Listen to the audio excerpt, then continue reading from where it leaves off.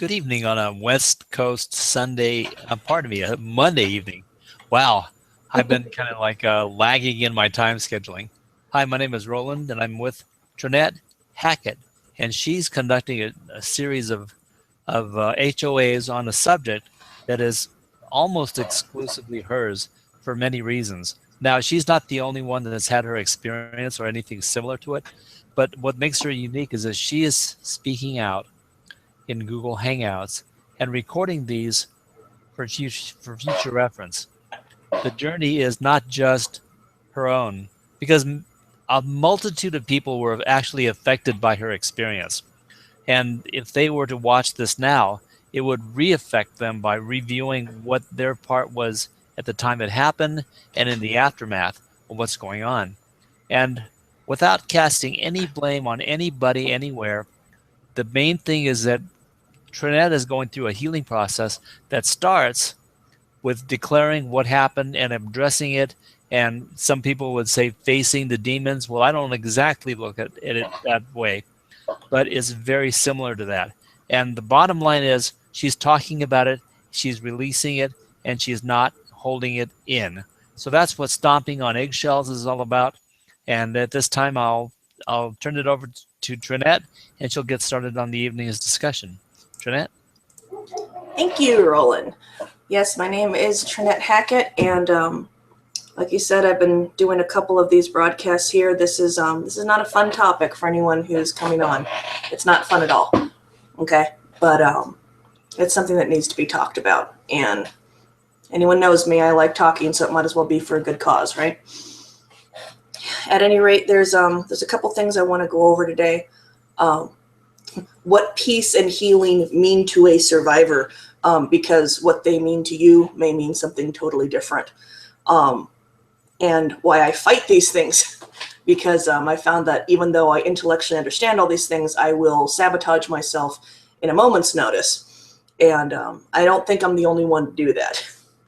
And the last thing I definitely wanted to do today was, even if he doesn't log on, Dan Weeks asked a question on Friday, and I really wanted to answer that in a coherent manner and not just babbling, and in a way that might make sense to someone if he was talking to that person, because he asked how he could encourage someone to go seek therapy. One of the things, I actually wasn't going to bring this up first, so, soapbox moment again. There were a couple spam things on YouTube, and I'm used to most of them. People put on like a Cialis and Viagra, things on there. So it's like, okay, yay, trolls. One person just wrote attractive ? And it's like, okay, doesn't really bother me if he thinks unattractive or ugly or fat or whatever. It surprised me that 20 minutes into the broadcast, that was his takeaway. And it's like, okay, so you're lacking a sense of humanity here, where this is what I'm trying to, achieve and incorporate.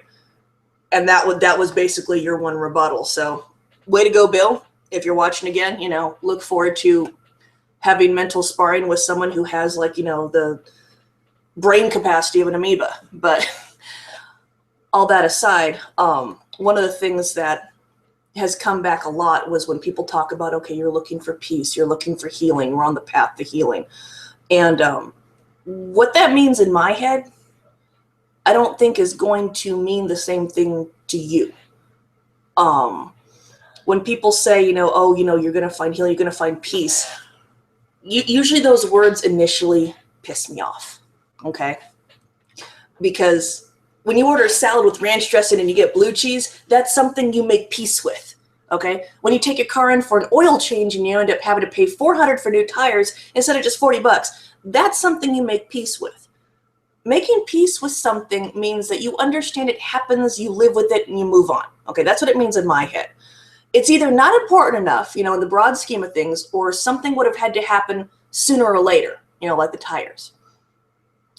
Or in the case of the ranch and the blue cheese, it's like, you're not going to die unless you're allergic to blue cheese, and then you might.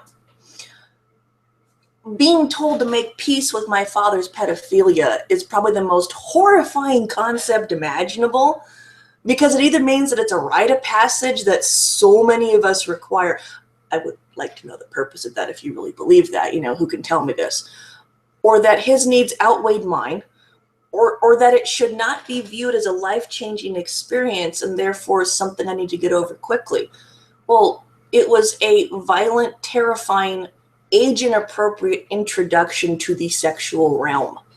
So if that's not life-changing, I don't know what would be. You know, that's by his own argument. One time, he said only did it once, and it's like, okay, let's just go with that one time.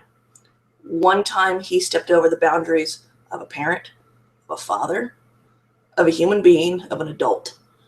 And his argument was, if it's only once, why would that make him a bad person? Okay, well, first of all, it wasn't just once, but let's just go with this for a second. Does that make you a bad person if you molest a child once? Yeah, it does. You know, this is not an accident. This is not something where you tripped and fell. It's not like, oh, I didn't know. I thought you were my wife. You were aware that I was your daughter. And yeah, it was wrong. It was wrong. And yes, that does make you a bad person. You know, not completely devoid of anything good, but yes, ultimately it makes you in the bad person box. So when people tell me what peace is, I kind of start twitching a little bit, because their idea of peace, either they're not explaining it to me in a way I understand, or I don't agree with what they mean by peace. When they talk about healing, okay, I've mentioned healing a couple times. What is healing? Oh my gosh, there's books about this. There are books about the books about healing. Okay, so I have not read them all. I haven't even read a quarter of them. But after reading a couple of them, going to therapy, talking to people, I did understand one thing, that healing is personal. Okay, there are a few people who have come out, spoken about it once, maybe gone to a session of therapy, and they're fine. Then they're fine. And let me tell you, for the rest of us, we are so jealous of you, and at the same time, we are so happy for you. Okay, this is not something that I have found to be easy. Some people think that healing is the death of your abuser, okay? Success in your life, you know, in getting a car, getting a job, you know, etc. Finding and accepting love, getting into relationships, for some, that's healing. Putting your abuser in jail or holding them accountable, that's been healing. And what do all these have in common, you know? And I was trying to figure out in a way that I could say without just babbling for 20 minutes. What healing means to me, just to me, okay, it may not make sense to you, when I'm able to confront this horror and truly believe that I didn't bring this on myself. Not just say it, you know, because usually when I say it, a part of me in the back is rolling my eyes. When I'm able to make healthy decisions for myself and my family without it being overshadowed by warped reasoning that I cultured in order to survive. Okay, because that messed up part of my head, it really is there for a reason. It's not because I'm crazy. You, in a part of you, you believe you deserve it. And that's why you're able to survive it. Because if you tell yourself this can't be happy, you crack. You straight up lose it. And then you're locked away with the white coats, you know, and you don't get anything sharper than a Q-tip. So in order to function in everyday life, there's a part of you that makes it okay. Especially if no one's going to explain it to you. There's a part of you as a child or even as a grown-up that will find a reason, because the human mind wants to have a reason for why trauma is happening. All right. So that's what healing means for me, is that one day I will be able to look at all this and not get sick to my stomach and not make frantic decisions about certain people and certain situations where I am like defiantly reacting, like, you know, this person's not going to hurt me and I am going to curb stomp them into the ground and that's how I'm going to handle this. That's not good either, you know? So in order to find a non-combative, non-curl up in the corner reaction to life, for me, that would be healing. And it doesn't always, you know, happen to me every day, but there are days where just like, yay, I showered today. This is an accomplishment. This doesn't mean that I am going to become okay with this, okay? I don't think I'm ever going to become okay with this. Okay is a really nasty word. I should never be okay with it. I don't think it's healthy to make peace with being abused. That means you aren't going to fight for yourself. You're not going to value yourself. You don't make peace with abuse. You don't make peace with rape or sexual abuse. You make peace that football is canceled. You make peace that you go to the store and they're out of chicken breasts. You do not make peace with the understanding that someone has hurt you, and that's okay. That's the part that I'm struggling with. And there's a part of me that doesn't want to deal with this at all. That's the part that grew up, that wants children, marriage, relationships, friendships, a career, and an education. That part does not have time for what it would call melodrama. Okay? That part of me literally does not understand why we need to get into this. This is a waste of time to that part of my brain, and it's useless because I survived, period. End of story, right? End of story. This is the part of me that allows me to function in everyday life, go to the store, go to work, cook food, clean the house, and have meaningful or meaningless conversations with people. Okay? That's the part of me that has dragged me out of perennial childhood and said, you are going to have a job and you are going to do all these things that adults are expected to do. And that's the part that looks at me going, what, what are you doing? Why are you curled up in a corner? Why are you sad? You're being stupid. And unfortunately, that is also a general public view of this, is if I've already mentioned it once, why am I curled up in a corner? Why do I not want to brush my hair today? Why do I not want to go outside today? The other parts of me that remember this, okay, the scared part, the sad part, okay, the angry part, the parts of me that are confused that the world is actually like going on without me, all right, without any answers. And that's the part that drives me crazy, that there is no real answer. None of these parts know how to behave in polite society, okay? The part that wants to cry because I got zapped by the couch, the part that wants to fly into a rage just because someone got in my way. These are not normal reactions. They scream and they cry and they hide behind the couch and they forget to eat and they hate the touch of my own skin. And they hate the strict walls of my head and they're afraid to sleep. You're trying to say, okay, self, need to sleep. And it's like, no. Sleep is where the nightmares happen. Sleep is where it happens over and over and over and over again. And you can't get out of it and you can't escape and you can't wake up. So it sucks. So we're just not going to sleep. And that part of me is also terrified of needing anyone, because I never know when the time to pay will come up. I never know what it's going to cost me. And I know my therapist tells me that, and a lot of my family and friends, I'm sure that anyone who's gone through a hard time hears this. The most important thing you need to do is recreate your self-love. I do not understand this concept, okay? Don't get me wrong, I intellectually define it, okay? I have Google, I have dictionaries. So this isn't trying to get people to say that I'm nice or great. I'm not fishing here, okay? I actually do not believe it. And the only reason I tell myself this every day is because I'm going through a studying period where I am learning. I am studying to recreate self-love. I'm learning to value myself. And I think a lot of survivors have a very hard time valuing themselves rather. Because if something that bad happened to you, okay, if you're worth this, why did someone just kind of run over going, no, you're not, and just take it anyway? So it's very hard to say I'm worth something when you know there are actually people out there that will just say, no, you're not as much as I am. So it seems like you're waving a flag in front of a tank coming to come get you. It's almost like a foolish attempt at something. And it's hard because usually when I define my worth, I define it through what other people see me as. How my daughter needs me, my husband needs me, how funny I am, how much I get done, how available I am to my friends and family.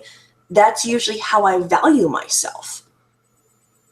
Not just me, not the intrinsical part that is me, that is a human being. I can see it in other people. They're a human being. They're deserving of basic things. I don't see mine. So that has been a hard concept. And right now I am just repeating it like a mantra because I'm hoping eventually it's going to soak in and something's going to click. And I know that sounds pathetic. I know it sounds kind of desperate, and some days it is, where it's just like, okay, I am important because someone told me so. Because they're important and they're a person and I'm a person. So I am important. That is probably the hardest thing right now. Harder than going outside, harder than looking at strangers, harder than driving to a new place I've never been to before, is the realization that I matter. And that part pisses me off. I am angry that I matter. I am angry that I count. I am angry that I count just as much as the next person, because it's been proven sometimes in my life that that's not the case. We have a thing. Yeah. Roz brings up the peace and healing are as you yourself understand them. It is different by me. It is understood by me in a different way.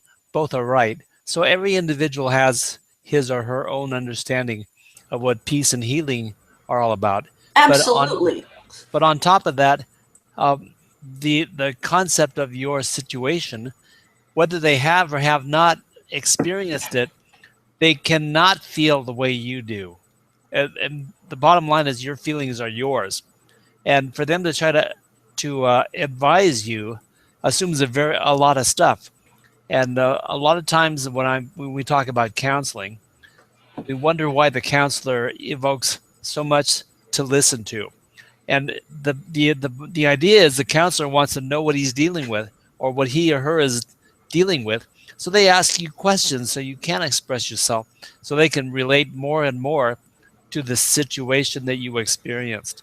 And then maybe you can say something intelligent in response to the situation itself. But for people to give the casual response of, yeah, well, you just got to heal, you just got to do this, and not really care or know what the depth of your feelings are, that's really not right. That's very unconscionable. And it is hard, especially when the people around you care about you. They want to say something. They want to remind you there's light at the end of the tunnel. I know that sometimes when I talk to my family, they get very concerned that I've forgotten that there is a finite end to this. And it doesn't end in suicide, okay? It ends in actually, like, finding the damn white stag in the forest and achieving whatever peace or healing means to me. And I think sometimes that some of my family will utter platitudes, like, you're going to get through this because you have to. And it's really hard, because a part of me just wants to say, well, no shit. Obviously I'm up, I'm breathing, I'm propelling myself on two legs, I am going to get through this. That brings me no comfort, because right now the slogging sucks, and I'm not saying that every day, every part of life sucks. It's just, if you are going to dig into this and confront this, it's like doing a renovation of a house. You have to rip up so much, and it's not fun. That I think that's what hurts my feelings so much about this, is if this is good for me, this is like broccoli. It's not fun. It's healthy, and so many times I realize it's not even the pain of what originally happened. Okay. And I'm not trying to say ignore the pain that happened. What hurts the most right now when I am trying to reorganize this is realizing how many times I took that lesson and applied it, with choices about boyfriends and choices about certain friendships and choices about how I run my life. And I realized that I took that control and I just threw it at people. And then I wondered why it sucked. It's like it did not make any sense to me. It's like, I'm a grown up. Why is my life going to crap? It's because I was afraid of actually controlling my own life. I was afraid of failing. And I was so afraid of failing, I'd rather almost guarantee failure through someone else. I would rather guarantee disappointment just so I could point at someone else going, it wasn't me. It was somebody else. Not it. That was a favorite thing for a long time in my life, was just 1, 2, 3, not it. And Sadly enough, I learned that from my dad. I didn't learn it from my mom. And it's something that is very hard for me to shake now, is even when I realize that I've made some mistakes myself and hurt people, not molested people, okay, but I have imposed my will on people. I have invalidated people. You know, I have controlled people. And that's not a healthy response. It's like, no, I'm not going to get raped or molested again. That doesn't mean I go out and I control every single aspect of my life, including the human beings in my life. I kind of went the opposite way, you know? And that's a part where it's like I said last time, finding the freaking balance. It seems like either I am flatlining or attacking everything. And that was, it is going to take time to be able to say that I'm worth something based on who I am, not because of what I do, not because of, you know, who likes me, you know. And those people, they do increase my value, okay, but it doesn't change the base value that every human being has. And I'm not trying to sound all hippie on you or anything. Every human being has, you know, certain rights. I don't care where you live, I don't care what country you live, certain rights, like things that are so fundamental, it's stupid that we even have to discuss it. Like, don't hit me, don't kill me, don't molest me, don't have sex with me if I don't want to have sex with you, you know, protect children because they're freaking smaller and need protection, you know, don't be a dick, you know. These should not be difficult concepts, you know. They should not be difficult. That's why they're not really on a list somewhere. Well, they're on some list. But it's like, if you ask people, it's like, should you not do these? Everyone looks at you like, why are we even having this conversation? And it's like, well, because there are actually people out there that believe they can do this. They believe they can hurt people and it doesn't matter. And it, even if this hadn't happened to me, okay, first of all, I'd be over the moon, okay, I think I could have figured it out for myself that molesting my child or any child would be wrong, you know? Most of us can grasp this. So it's very hard for me to realize that this actually needs to be talked about. You know, it's like, why? If it's such a basic understanding, why the hell am I on here right now talking about it? You know, if everyone understands this, and the answer is that everyone doesn't understand this. And I'm not saying that the people that are watching don't understand it, but there are people in our lives that have no idea why I'm saying this. They have no idea why I'm standing up for myself. They have no idea why I can't sleep at night and why some days I'm afraid to leave the house. They don't get it. They don't get why they shouldn't be allowed to impose their will on someone else. And sometimes I'm freezing right now. I'm sorry, I'm freaking freezing. That's part of what that I just really cannot stand about humanity, is that there is an aspect of humanity that does not understand, and they've conditioned themselves to, like, oh well, we can get past this.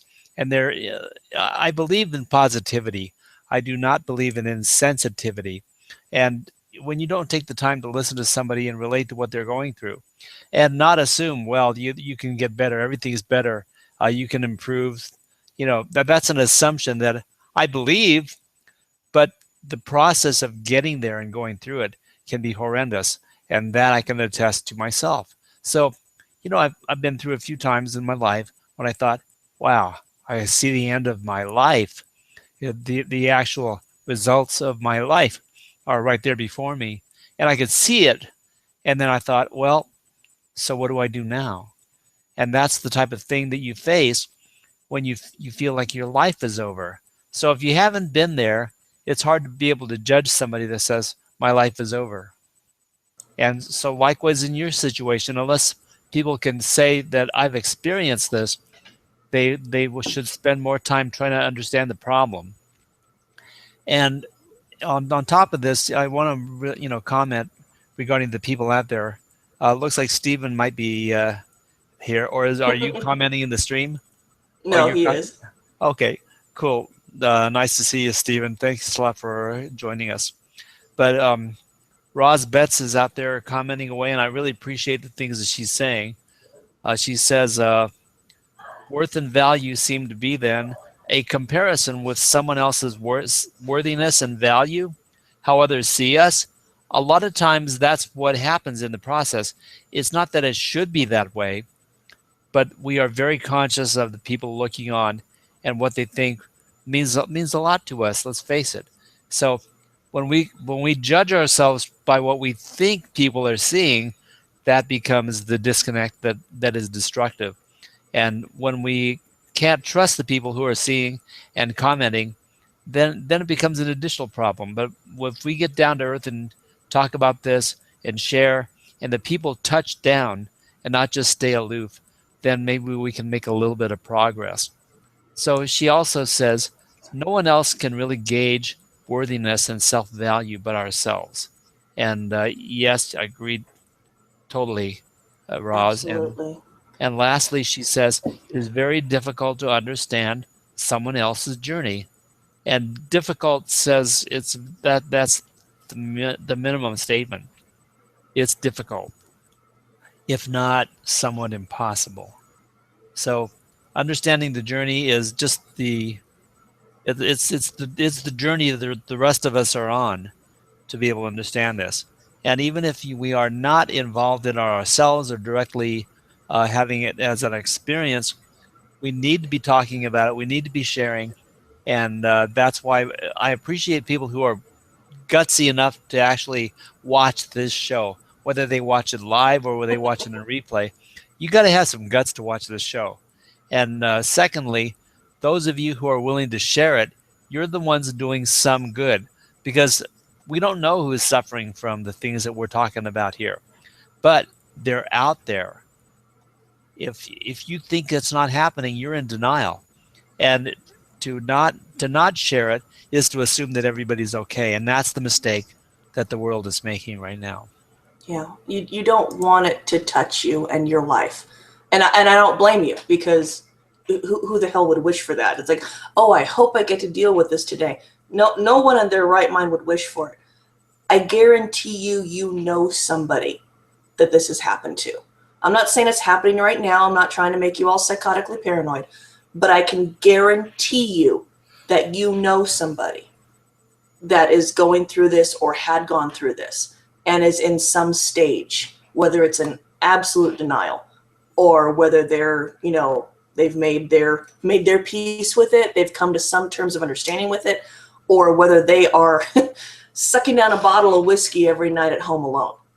Okay, there's a bunch of different ways people have handled this, and I never really turned to alcohol or drugs, but I turned to just about everything else. I used to steal stuff from my mom all the time, little stupid important things, and I would bury her jewelry in the backyard. I have no idea why. I think it was just a way of acting out, and it was a really great way to watch every single hair on her head stand on end. Because it was taking something she valued. And I think that's why I did it, was I would take things that other people would value and I would tweak them, destroy them, remove them. And one of the things that I realize about why it makes people uncomfortable, like my husband said, you can get past this because it doesn't affect me. That's a typical human response and damaging to survivors. And I think when people come into contact with survivors, sometimes it's viewed as almost like an inconvenience, like, oh my gosh, feels, don't touch it. And it's that they're ugly. I'm not saying feeling these things are ugly, but it is an ugly situation. It is a horrible situation. And when we hear people, we think about ourselves, we think about our family, our children, and we don't even want to think about that happening to them, because it's bad. It is bad. There is no other way to explain that. And so our response is sometimes to distance ourselves as much as possible from that. And I'm telling you, that's probably the most of an injustice you can do to yourself, not even for the person you're trying to avoid. Because as long as you want to put the blinders on, these people are wandering around and you don't even want to know that they're out there. Okay, you don't even want to consider the fact that they're out there. And that's why they do what they do. It's like, oh, well, that person seems so nice. They couldn't possibly hurt my kid.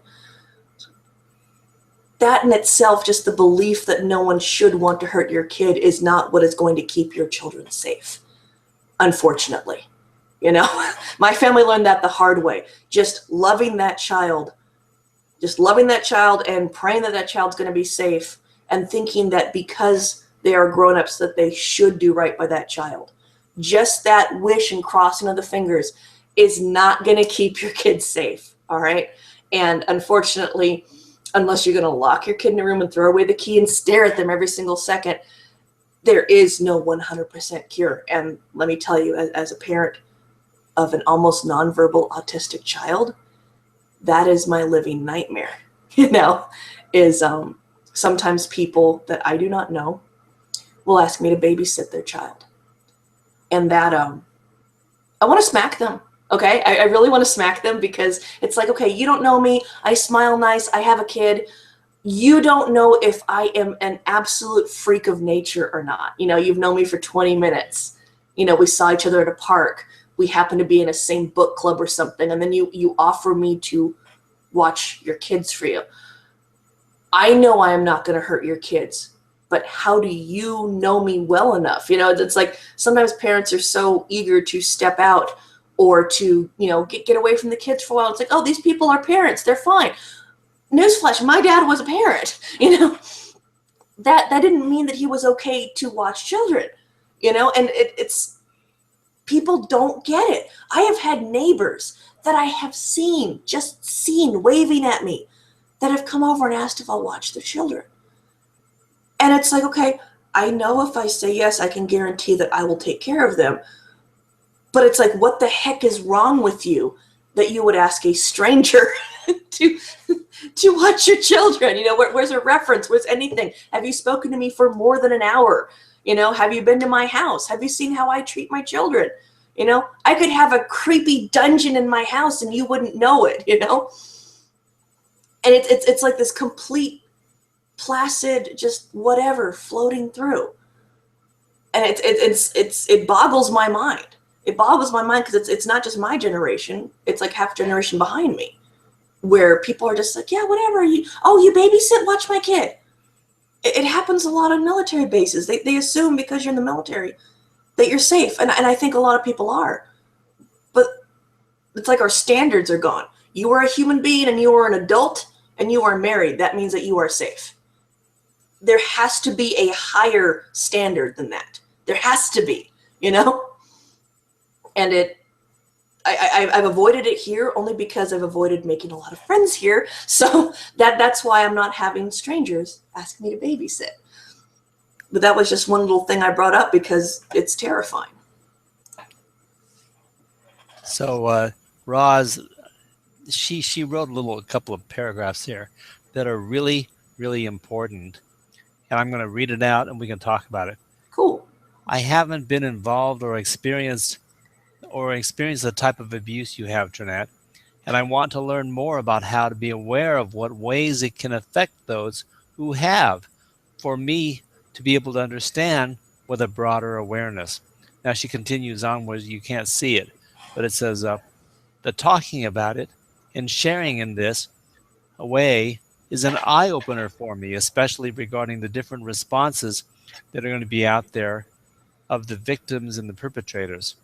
You know, this, as we've emphasized time and time again, the subject is not talked about, but it's so prevalent all around that if enough people watch this, they would start becoming aware. Not because we want to set everybody on edge to be on the lookout for the thing happening, but when people are experiencing people acting out and don't know what's wrong, there's a possibility that this is at the root of it. And to be able to recognize it, you have to be able to talk about it and say, wow, I wonder if that's why she's acting out or he's acting out. And wow, you should be questioning the reason why. The subject is so often like, well, you're just a teen acting out, and, you know, stuff it and go away and quit bothering me. And yet that teen is dealing with something unconscionable that they are trying to deal with, suppress, process, and do something with, and they don't know how to do it. Because how do you learn how to cope with something like that? So Well, I'm all for you're not an adult yet, and you're trying to deal with an adult problem with child resources. exactly. You know, it sucks. You know. So I appreciate the comments going on by Roz, and she makes the very good point that we all need an education, and we can't be afraid to talk about this. It can't be a subject that we all say, "Oh well, it's not happening to me," or "I don't see it around," so we don't have to talk about it. Because when we look at the percentages and the statistics, it's an atrocity that we're being blind to. Yeah, So we need to up our game. definitely. And like I said, one of the things that, even if it's not happening to you and your family, I'm thrilled for you. Okay. I'm not saying that I want this to be experienced by everyone. The realization, though, is that you will come into contact with survivors. You will. And it is, okay, first of all, it is not your responsibility to fix a survivor. Okay. I will never advocate that you are just supposed to fix them. You're muting. Oh, maybe you're talking to someone else. Yeah, we had a little bit of traffic over here. Okay. No, it's okay. So it is not your responsibility to fix a survivor. Okay. Even my husband is not responsible for fixing me. Sometimes I think he disagrees with that, but out of love, he is supporting me. He is there for me. When I wake up at 3 o'clock in the morning and I'm crying, he holds me. Okay. When I go to bed at 7:30 at night and I just want to cuddle around a pillow, that's what he's there for. And he's there when I'm trying to untangle all this weirdness that comes out, Monday night. And he's my biggest cheerleader. And sometimes that is the one thing that keeps me going, is knowing that it's like, I believe in you, you can do the thing. It's kind of a joke with us because I'll roll my eyes and I'll flip them off, But at the same point, I needed to hear that. I needed to hear that someone thinks that I deserve to do something about this. And that's really important. I wanted to grab the mic briefly and Yes. comment to Stephen, because your husband is an angel, and he's been through quite a bit with you. Well, you've been through a lot with both of yourselves. He is a freaking saint. Yeah. So the thing to acknowledge is that even in your need to help Trinette, there are certain things that you can't do. That doesn't mean you're not going to want to or feel responsible. That's human nature to take on the responsibility, say, I can fix it, I can fix it. So that's part of the problem with so many stupid men think that they can fix their wives. And so that's kind of a different syndrome altogether. But when we consider that it applies to a situation like this, there's that impossibility of reaching out and removing the experience from the individual. You can't do it. So all we can do is try to guide them along and let them know we are here and do the best we can. So, don't feel responsible. And because I'm saying that's kind of a dead end street. Do what you can, not what you can't, and try to recognize what you can do and realize that there are some things that are beyond you, and that just the solution rests within Trinette herself. And let me tell you, I'm pissed because I wish I could make him fix this. I really wish, because he is a problem solver, and man, if that was the option, I'd shut this broadcast down and I'd drag him into the living room. It's like, fix this now. And the realization that this is not going to be a quick, short trip for me. Okay. Yeah. And I don't think for a lot of people it's a quick, short trip. That's not an absolute statement. It's not a blanket statement, but the general consensus is this is not a quick thing.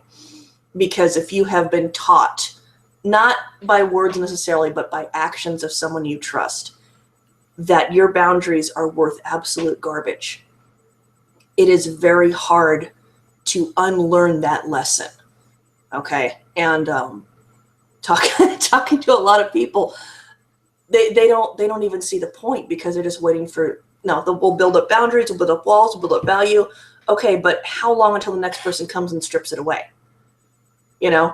And that's a very frustrating thing when people ask me that, because I still haven't found a solution for it yet. My solution is to go completely postal on people. And it is effective, but it also creates this, shall we say, police environment that I don't really want in my life. I shouldn't have to be psycho just to establish self-worth and boundaries. So that has been my problem right now, is instead of not letting people trample on me, is learning that not everything that doesn't agree with me is a threat. And there are ways that I can handle people without offering cutlery in their face. So, however, one of the things, like I had said earlier, Dan Weeks had asked this on Friday. How are you able to help convince someone that they need therapy? And I talk about therapy a lot, and I realize there are some therapists out there that you don't mesh with, okay? And you are not going to mesh with every single therapist. Everyone has a different technique. And it doesn't matter if they're a man or a woman. Some people are just going to hit you wrong. Okay, there's a very, very wonderful, very talented gentleman here on base that is 73 years old. And I cannot talk to him about this. He is credentialed. He is licensed. It's not like he can't handle this. I cannot tell a 73-year-old man all this stuff. I just can't. And he's such a gentleman. I can't swear at him. I can't cry. I can't throw myself around the chair. I feel like I just need to sit there with my legs crossed. So obviously, I don't feel free to express myself to that gentleman. And it's through no fault of his own, and it's not even through his inability to handle the situation. I just... that's not an avenue for me. But Dan had asked, how do you try to convince someone? Because a lot of times if someone does tell you, and let's say you're like the first person they've told, and maybe you realize, okay, this is like way over my head. Either you're not great friends, or you are good friends, and you still realize, I may have taken a class in psychology in college, but I don't even know where to begin with this. So how do you get someone to seek professional help? And I thought about that, because how do you get it through their head? Because they're like, oh no, I can't tell anybody. I don't want to talk to anyone. It's scary. This is one thing I have told one other person, and it made sense. So we'll see if this works for more people. And if it doesn't, you can come back and tell me that I'm a freaking liar and I don't know what I'm talking about, because that at least is important feedback. Okay, if you break a leg, you go to a doctor and you get a cast, okay? If someone punches you, you put ice on it, maybe, depending on the punch, getting a restraining order. If something breaks, you get it fixed. If your tire gets flat, you go and you get someone else to put a tire on your car, okay? So if someone damages your childhood or a portion of your life, you find those tools that will heal it and give it back to you. It's not going to be the same as it was, but it's going to be more patched up than this silly putty thing you've been doing so far. And if you ask for help, you should get it. If you want to learn, you find teachers and mentors. If you want to cook, you find someone who will read the recipe to you, okay? And for me, that's what therapy has done, is that they don't tell me how to fix my life. If I've had a therapist tell me exactly what to do, that's actually a sign that you should probably get away from that, because they're supposed to help you realize what works for you. And that has been the most driving force, is because I want these answers. I want these solutions. I want to crack my own head open and figure out, this is where it connected. This is where I need to cut it off. This is where that kind of survival instinct no longer benefits me. And at first it was very hard to discuss this with therapists, because they're perfect freaking strangers, and they're sitting across from me in usually a really tiny office with a clipboard. Okay, and you don't know these people, and it's like, why should I pour my whole life story to you? Well, I'll tell you one thing. The one benefit is that they don't benefit from you getting better. Okay, you stop seeing them, okay? But the money aside, they're not a part of your life. So if you start treating yourself better and treating other people better, they're not going to be at your house. When your friends and your family are trying to push you, it feels like, well, you just want me to get better because it's going to be easier for you, And that actually has been what I've thought before. It's like, just because this will make your life easier, if I get healthy. With a therapist, they have an emotional investment to try to help you find the right answer, the right behavior, the healthiest lifestyle possible. But they're not over at your house. They don't work with you. They don't hang out with you. They're actually not allowed to hang out with you. They don't have that investment in your life the way your friends and family do. And that is extremely freeing, at least for me, to be able to confide in someone and say all the crappy things that maybe I'm not proud of. The things where I tell my therapist, I don't want to stop being a jerk. It's easier to be a jerk, and I tell that to my family, and they look at me like I spawned this woman who is admitting that she'd rather be an asshole. My mother's very disappointed. But I tell her I'm fighting this, and that was a defense mechanism that I put up. And if you talk to your friends and family, they usually try to push you the way they want to. And it's not necessarily a bad thing, but when you are trying to find yourself, it doesn't always work to be told what you are. And that was the easiest thing for me to do in therapy, was that they offered suggestions, they offered possibilities, and I was able to decide what I wanted to do, without the other influences of family and social pressures, because sometimes social pressures are the heaviest thing. Men are taught they're not supposed to be sad or scared. Men are allowed to be one thing if they're not happy. They're allowed to be pissed, which is why so many men don't really realize they're depressed. They don't understand depression because they're not sitting there with a tub of ice cream, watching Sleepless in Seattle. They're angry all the time, but actually they're depressed. Women are taught not to be angry. If you're angry, you're a bitch. You're outspoken. You're looking for attention. You're too volatile. They don't see that as a sign of strength. They see that as uncouth. And that's a very hard stigma to break. Like not a lot of people. A few people that aren't on here and don't really watch this have mentioned that maybe I just want to do this for attention, or because I just have an axe to grind.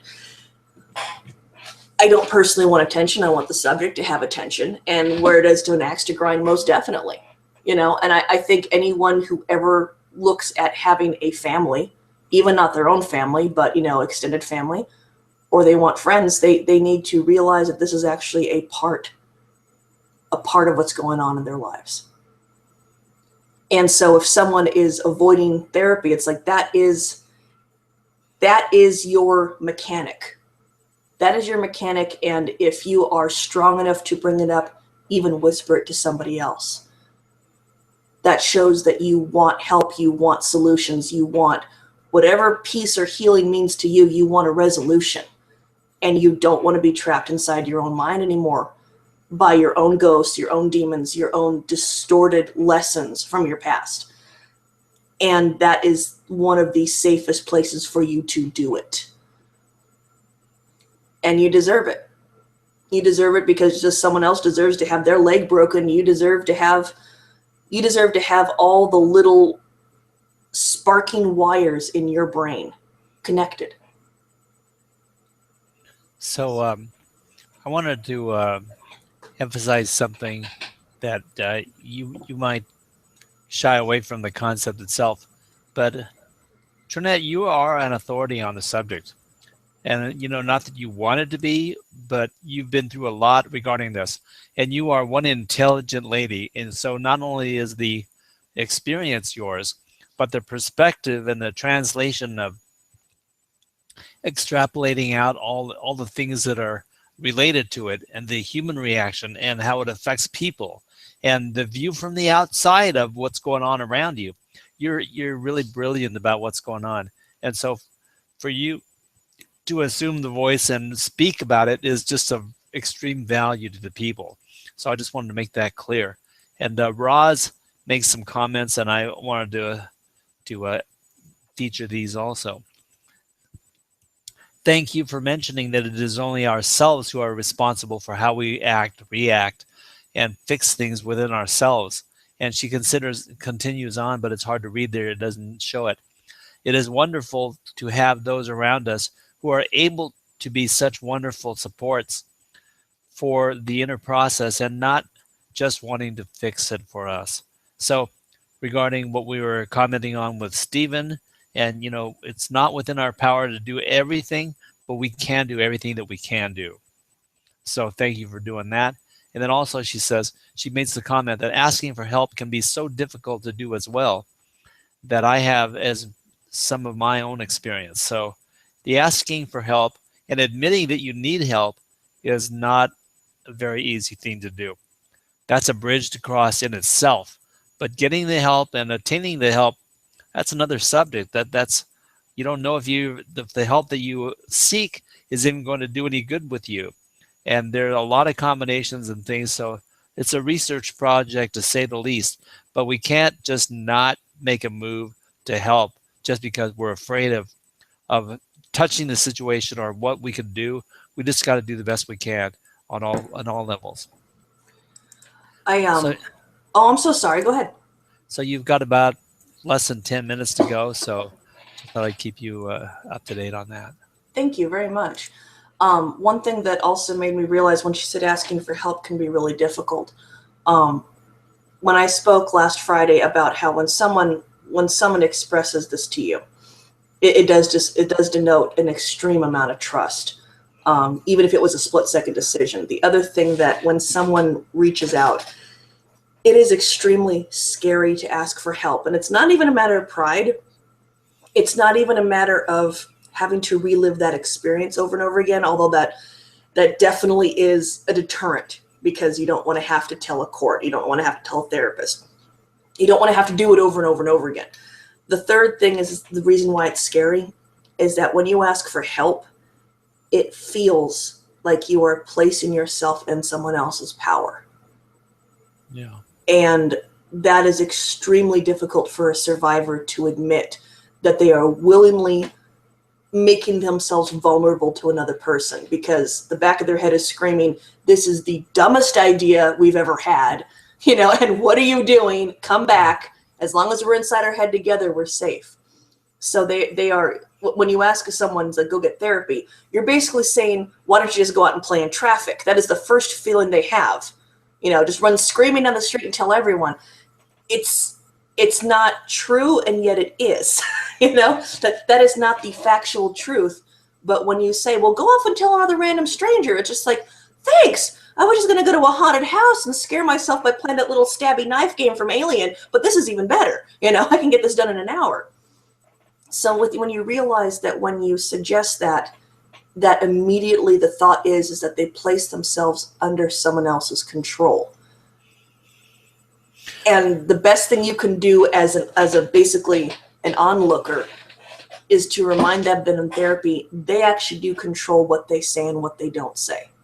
They can sit there for an hour and waste time and money and say nothing. No one can force them to say anything to a therapist. Now, what you put into therapy is how much you get out of therapy, so eventually they might want to talk. But this is not someone ordering them to talk. This is someone who's going to dive into hell with you and straighten it out, iron out all the kinks, and show you that you do have options, which is the scary. It's scary. It's scary for a survivor to realize they have options, because all they understand is pain. They understand pain. They understand fear. They understand anger. These are things that have ruled their life for at least a short amount of time, and sometimes for years. So if you show them first is like, happiness is actually something that can happen on a daily basis, that's actually a scary thought for a survivor. Because if happiness is available to you on a daily basis, then you realize, oh my God, I've been living my life wrong this whole time. Wow. Yeah. It's the realization that you have screwed up for years. You had the option to be happy, you had the option to be safe, you had the option to be healthy, and you done screwed up. So then that actually makes you even more depressed and mad. So it's not an easy topic to bring up. I know that I've had friends that I have begged them for years to get therapy, and they're just like, I can't do it. I can't. It is easier to hang on to hurt it is easier to hang. It's easier to stay in hell. And that's one thing that I'm still searching for the ultimate answer. So that the next time I talk to someone, they don't have an argument. Haven't found it yet. I haven't. But I do know that if you fight, that's the one thing I can say is it's something you have to want to fight for. And if I didn't start fighting, I would not be here. I would not have my husband. I would not have this relationship with my daughter and my mother, that I do, or even with my brother, because it affected him too, He affected all of our lives. And if I didn't want to take it back, I'd still be living this nightmare ballerina dance that he started. And I don't want to do that anymore. I don't want to do things because of my father. I want to do things for me. One of the things you said early on, which I think that we could probably make an entire episode of Stomping on Eggshells, but you said a very simple statement. The concept of recreating your self-love, and people telling you, you need to recreate your self-love. And, the mantras that are spoken today by the consultants and counselors and people who think they're helping. We can make a whole hour just about platitudes. I know. And they're just hollow, and, people don't want to hear the things that we talked about a few tonight.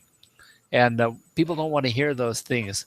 It's all about really listening to the people express their experience and helping, as Trinette indicated, helping the people who are speaking find their own way home, finding their own path, and being with them and being willing to do the journey with them.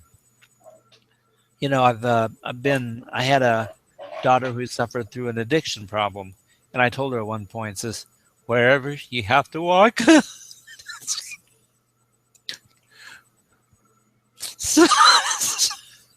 Sorry, it's a spasm thing that I have from my stroke. But it's like, wherever you have to walk, I'll go with you.